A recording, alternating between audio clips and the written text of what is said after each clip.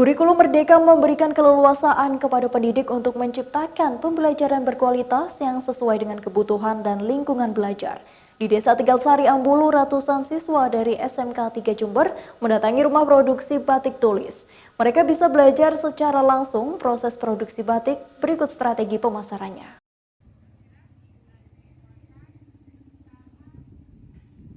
Sebanyak 120 siswa dari SMK Negeri 3 Jember mendatangi rumah produksi batik tulis Trestis di Desa Tegalsari, Kecamatan Ambulu. Mereka belajar secara langsung bagaimana cara untuk membuat batik tulis maupun batik cap, dimulai dari proses pertama hingga finishing. Program pembelajaran secara langsung ke sentra produksi batik ini merupakan bagian dari pengembangan program Kurikulum Merdeka.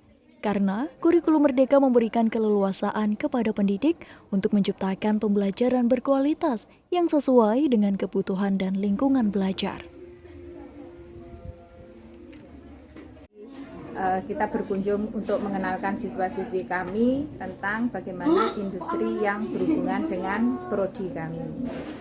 Jadi kebetulan di sini kita ke batik Presti Batik Bulu.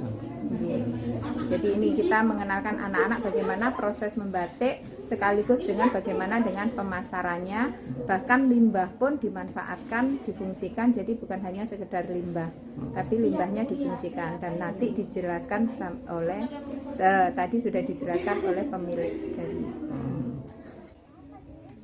Proses pembuatan batik tulis dimulai dari pembuatan desain.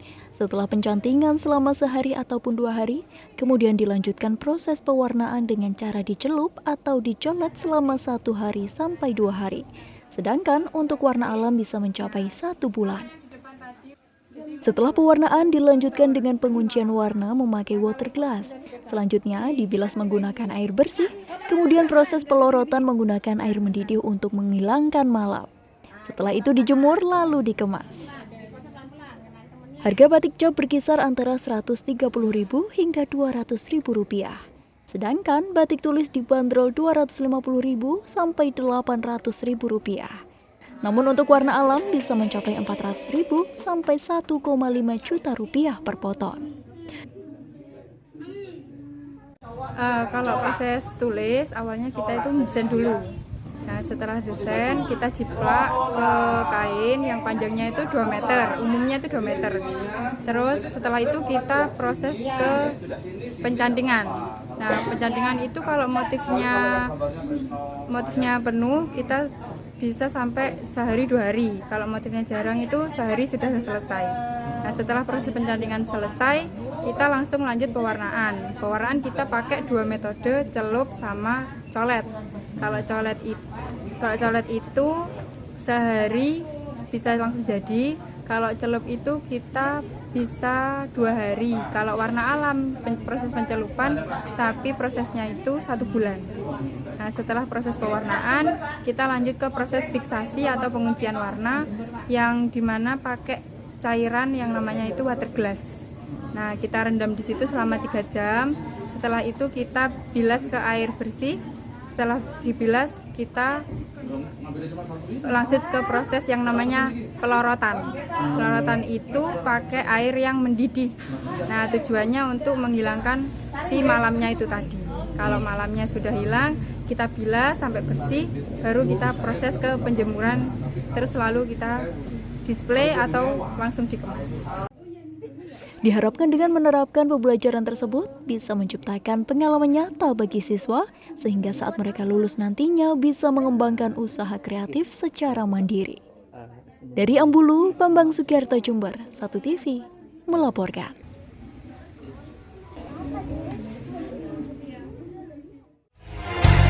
Saat ini kita telah merdeka, mari teruskan perjuangan ulama.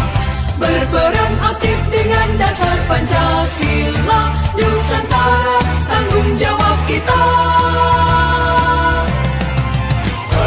Assalamualaikum warahmatullahi wabarakatuh. Peran santri telah terbukti dalam memperjuangkan dan mempertahankan kemerdekaan negara kesatuan Republik Indonesia. Saya Haji Muhammad Nur Purnama Sidi, anggota Komisi 10 DPR RI dari fraksi Partai Golongan Karya, dengan ini mengucapkan Selamat Hari Santri Nasional tahun 2023. Jihad Santri, jayakan negeri. Wallahul muwaffiq ila aqwamit thoriq. Assalamualaikum warahmatullahi wabarakatuh. Saat ini kita telah